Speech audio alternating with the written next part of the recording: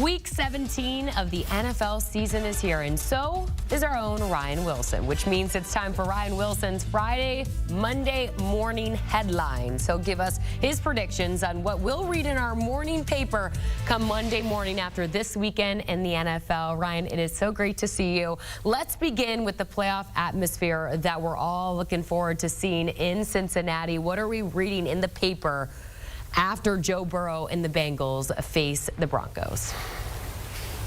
Hey, Jordan, good to see you. Always get a good chuckle out of that graphic that producer Noah came up with. The secret headline that Noah doesn't know about is that, and this is on the front page of the Wilson Times, Haley Steinfeld and Josh Allen got engaged. I found that out yesterday thanks to you.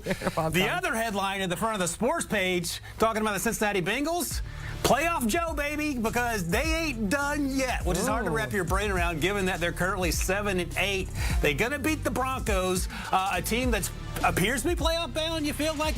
Denver has a 75% chance to make the playoffs. The Bengals only have a 5% chance, so they have to win out, and they're going to need some help, Jordan. But here's the thing. Both these teams terrible against teams with good records. The Bengals are 1-7, excuse me, against teams with winning records, and then the Broncos are 2-6. So this is going to be a battle of attrition. But if we're being honest, on paper, there's no way that this offense in Cincinnati can't take it to the Bengals. Yes, their defense is really good in Denver, but they've given up 30-plus points the last few games. And Joe Burrow, and this is wild to say, to take it back to Josh Allen and even add Lamar Jackson, Saquon Barkley, there's an argument, Jordan, that Joe Burrow should be in the MVP discussion. He is playing out of his mind. I think Bo Nix is a fun story in Denver, but he has been the personification of a game manager in the best way possible for Sean Payton. And I think they're going to hit a stumbling block this weekend, and it's going to come down to Week 18 for both teams to make that playoff push. You said that playoff, Joe, with like an exclamation, because what I'm seeing, though, there's a question mark. We'll see how it all plays out. I don't know about that. 4% chance to make the playoffs, according to our friends at Sportsline. But I like it, Ryan Wilson. Let's head to New York now, where the 2-13 Giants, eyeing a quarterback in this upcoming draft, host the Colts. What is your prediction 1 o'clock on Sunday?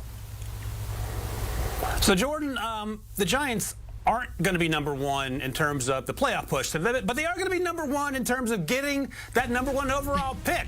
They're one step closer. That's going to happen this weekend. They have never in the history of the current draft era, going back to 1967, had the first overall pick. So that's something they can celebrate in year 100 of being an NFL team, which is the most depressing way possible, perhaps, to celebrate your centenary 100 years here in the NFL. But this team has been hard to watch, comes to mind. The quarterback situation has devolved from cutting Daniel Jones to moving on from Tommy DeVito to now Drew Lock, who's been 0-3 as a starter.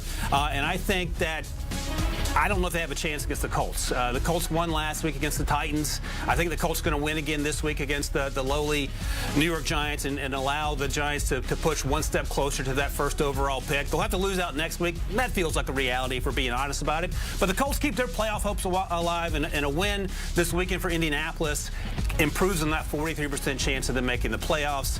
And I don't have the numbers in front of me, but I'm just going to guess, Jordan, that the Giants' chance that number one overall pick is north of 85%, so they're well on their way to that accomplishment as well.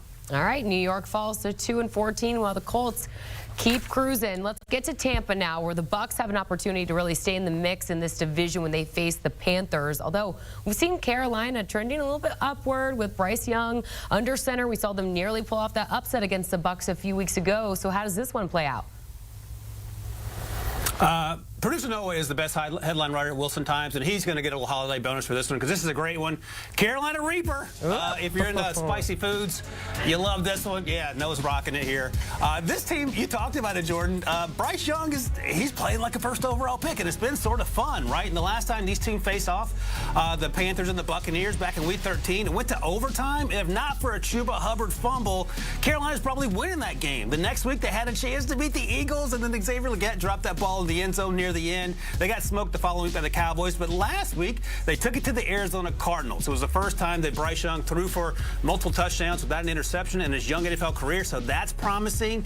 Meanwhile, Tampa Bay lost last week to the Cowboys. They're going to be without Cade Otton, their tight end, Antonio Winfield, their safety, and Sterling Shepard, their wide receiver, in this game against Carolina. So I think Carolina Reaper keeps it going. Bryce Young gives this team some hope for the future, and then it's going to come down to the final week and what happens to the Atlanta Falcons. Falcons, a little foreshadowing there in terms of what the Tampa Bay Buccaneers playoff hopes look like in the NFC South. All right, well, another team and fan base anxiously eyeing the playoffs are the Washington Commanders. Jaden Daniels has just been the gift that keeps on giving to this fan base. His counterpart will be Michael Penix and the Atlanta Falcons on Sunday Night Football. Who has the edge in the headline come Monday morning?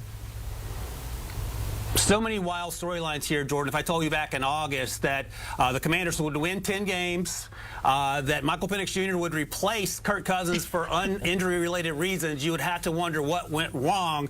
Commanding the playoffs, Jaden Daniels is going to outlast Michael Penix Jr., the number 2 overall pick versus the number 8 overall pick. 10 wins for this Commanders team. They're going for 11 wins for the first time since 1991. That's the last time they went to the Super Bowl and got a Super Bowl victory, so perhaps that's something to look forward to. If you're a Commanders fan, you're probably unfamiliar with these feelings of winning football games this late in the year, but Jaden Daniels has been special. You talked about it last week.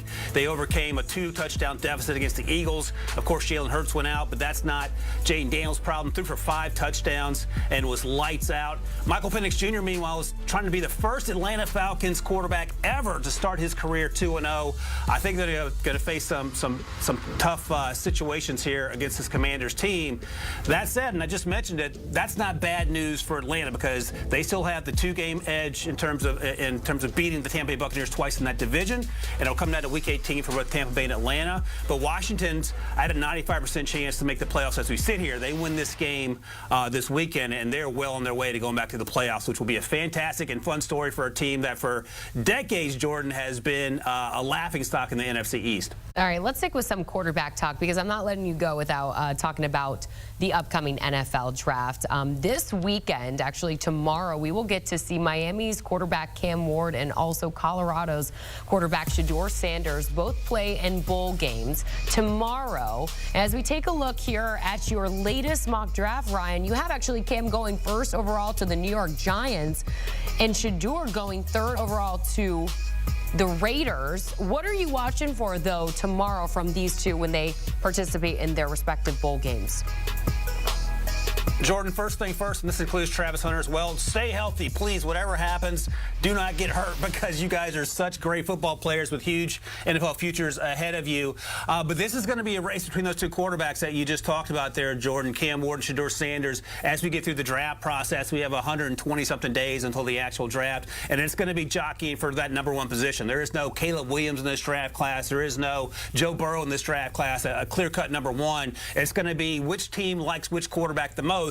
And we have almost everything we want on tape in terms of their fall performances that will be culminating in these bowl games that you're talking about. But then the pre-draft process, the All-Star games, Shedeur will be at the Shrine Bowl. We'll see where Cam Ward ends up if he ends up at the Senior Bowl. And then, of course, the Combine, the Pro Days, and the conversations in between. So I want them to stay healthy. I want them to ball out. And then I want them to be neck and neck to give us something to talk about for the next few months. AKA, you're about to be very, very busy. We appreciate you always. Ryan Wilson joining us here on CBS Sports HQ.